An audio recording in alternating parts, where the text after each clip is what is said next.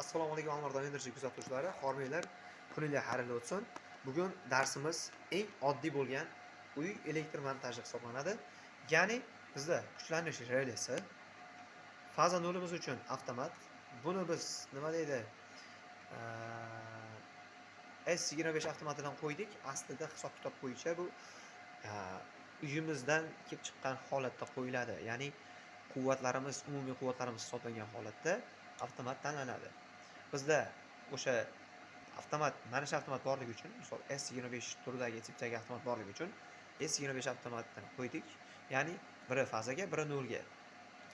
Va bizda rezetka bor. Buni biz qayerda bo'lsak bo'ladi? Buni biz shitimiz desak bo'ladi. Shit asosan uydan uzoqroqda yoki uydan отдельно hovlida bo'lishi mumkin. O'sha taqdirda bizga rezetka zarur bo'ladi.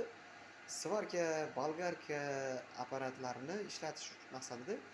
O'shaning uchun biz shitimizga doim rezetka o'zini shitning rezetkasini o'rnatib ketamiz.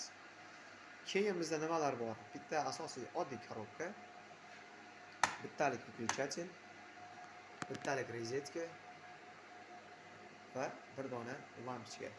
Bu darsimiz oddiy elektr uy montaji. Okay? Xullas, bitta oddiy выключатель bilan, bittalik выключатель bilan uyda bitta lampani yoki bir nechta lampani yoqish bo'yicha dars desak bo'ladi bugungi dars. Xo'sh, bizda 220 liniya kelyapti. Ya'ni tarmoqdan 220 liniya kelyapti. Jigarrang va ko'k rangdagi kabellar orqali. Выключательdan ko'k va jigarrang kabel korobkaga. Lampochkadan ko'k va jigarrang kabel korobkaga. Rezetkadan ham xuddi shunday, ko'k va jigarrang korobkada. Korobka degan narsa bizda ko'p nima deydi, tanishlarimizda, o'quvchilarimizda bilishimiz mumkin. Korobkaga kelganda adashadi, qanday terishni bilmaydi. Bir nechta xatoliklar yuzaga kelgani oqibatida elektr montaj qilishdan cho'chishadi. Bugun yangi elektr energetika sohasiga kirib kelayotgan yoshlarimiz, o'quvchilarimiz, tengdoshlarimizga uyda hammamizga kerak bo'ladigan oddiy elektr montaj darsini tayyorladik va bu darsimizda korobka qanday yig'iladi,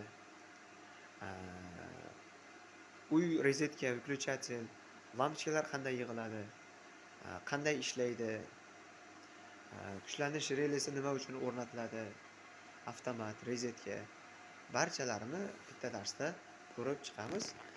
Kuchlanish relasi haqida xudo xolasa boshqa darsda uni qanday sozlanishi, qanday dasturga qilinishi haqida video chiqaramiz. Nasib bo'lsa xudo xolasa.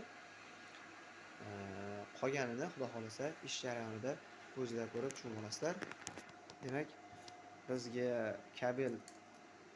kabellarni ochib berish uchun yaxshi moslamamiz bor. Demak, jarayon davomida o'zingizlar tushunib olasizlar. Demak, bismillahirrohmanirrohim. Biz boshladik. Birinchi lampochkani kabelidan boshladik.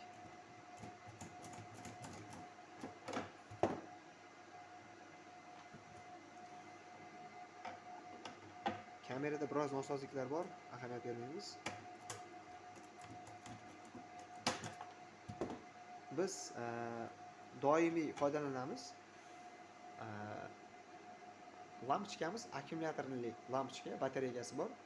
Ya'ni tok o'chganda tarmoq ulangan holat bo'lsa, misol uchun tarmog'imizda выключательni bosadigan bo'lsak, ma'lum bir vaqtgacha bizga bu batareyali lampochka xizmat qilib turadi.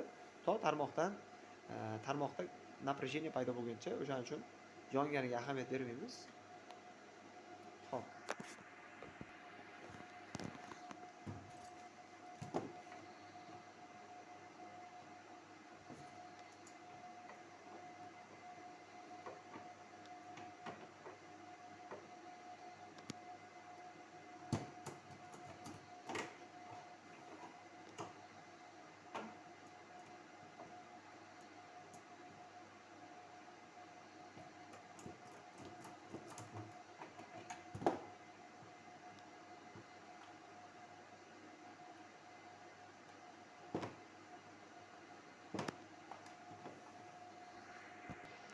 Mana barcha kabilar narsa bo'ldik.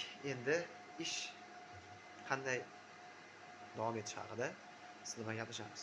Birinchi, tarmoqdan hisoblagichdan bizga bir fazali, ya'ni bir chiziqli, misol faza va nol kelyapti. Bu birinchi kelib, avtomatdan tushgandan keyin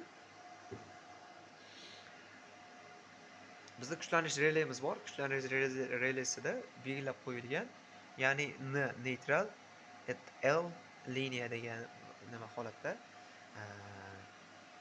kiruvchi avtomatga, chiquvchi esa bizning avtomatimizga tushadi.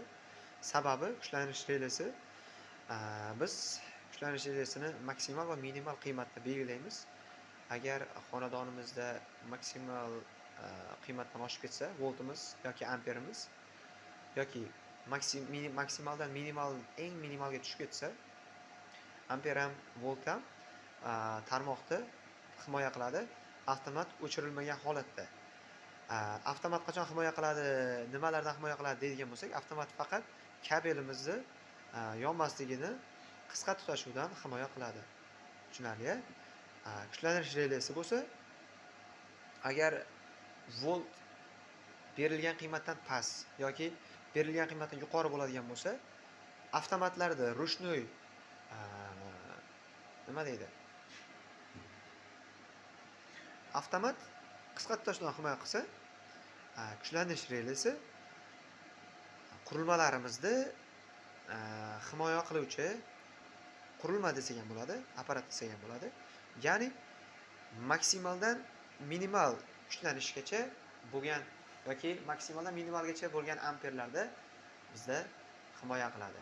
Biz buni belgilab olamiz. Asosan tarmoqda 220 bo'ladigan bo'lsa, maksimalda 240 volt, minimalda berilgan qiymat bo'yicha 180 volt. Ya'ni asosiy qurilmalarimiz 270 dan 180 gacha bo'lgan kuchlanishda ishlaydi.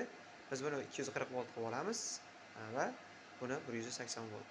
Buni nastroyga qilganman va agar qiziq bo'ladigan bo'lsa, keyingi darsimizda kuchlanish relaysini qanday sozlashini dars qilib chiqamiz, xudo xolasa. Okay. Ish jarayonimiz bizda avtomatdan 220 volt korobkamizga kelyapti. Rezetkamizda bor, lampochkamizda bor va bizda vyuchatelimizda kabel tashlangan. Tarmoqdan kelayotgan, ya'ni avtomatimizdan chiqqan ko'rib turibsizlar, bizda jigarrang faza, ko'k rangdagi 0. Rezetkaga 0 va liniya L bo'lgani uchun, ya'ni faza bo'lgani uchun biz bu yoqdan 0 ni peremechka qilib olib qo'ydik. Ya'ni faza chiqishimizdan rezetkaga fazani peremechka qilib qo'ydik. Bizda va davom etadi chiqishlar korobkaga kelyapti. Birinchi fazadan boshlaymiz. Fazamizda rezetkani doimiy sizlarga o'tgan darsda ham aytdim. Rezetkamiz tarmoqqa to'g'ridan-to'g'ri ulanadi, ya'ni fazasi fazaga, noli nolga. Nolini tarmoqdan kelayotgan nolivoy nimaga beramiz? Demak, bizda rezetka ulandi.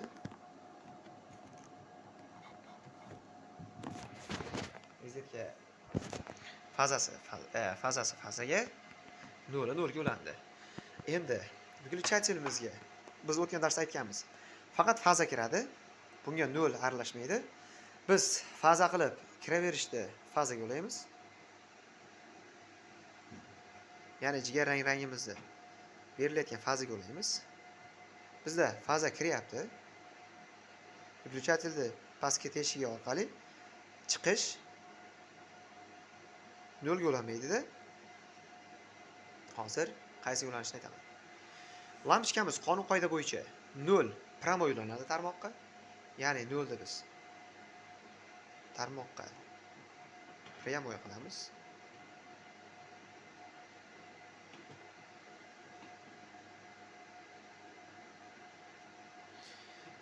Rezetkamizdan kelgan 0 da ulab olamiz.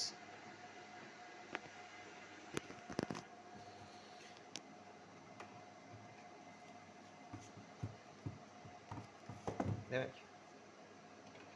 fazalarni ulab oldik. Ortiqcha kabelni olib tashlaymiz. Endi bizda qolyapti, faza kelyapti. Выключатель orqali chiqib ketyapti faza. To'g'rimi? U ko'k rangda ekan. Lampochkamiz 0 прямой ulanadi dedik, tarmoqqa ulandi. Undan chiquvchi ikkinchi narsa прямой tarmoqqa fazasiga ulanmaydi. Ya'ni выключателimizdan chiqayotgan fazaga ulanadi. Sababi выключатель kelayotgan напряженияni ulab va uzib ulab beruvchi bizda moslama. Ya'ni buni выключателdan chiqayotgan fazamizni lampochkamizda qolayotgan faza deb atovchi kabelga birlashtiramiz, biriktiramiz. Bizda 3 ta tugun hosil bo'ldi, to'g'rimi? Korobkamizda 3 ta tugun hosil bo'ldi. Buni chiroyli qilib izolyatsiya qilib, korobkamizni yopamiz.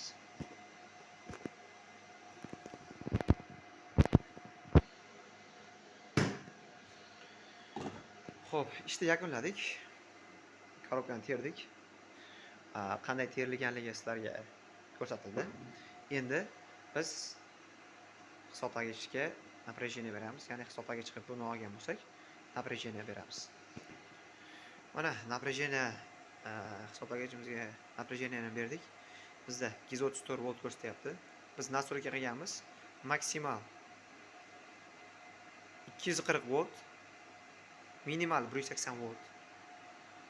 1 sekundda o'chib yonishi, u hisoblagich oshganda yoki tushib ketganda 1 sekundda bizga tarmoqni qayta ulab beradi.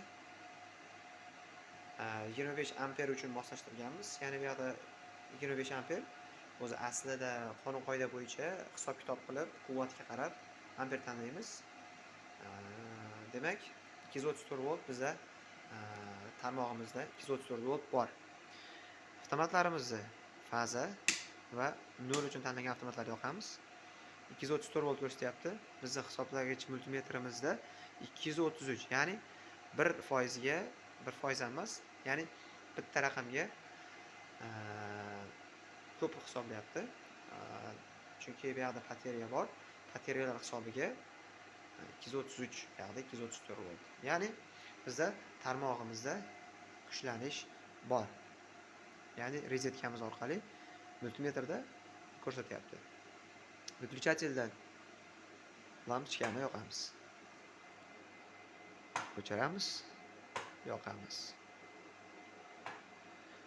O'chiramiz. Bu uyimizda oddiy elektr montaj edi. Hammalarga tavsiya qilib qolaman.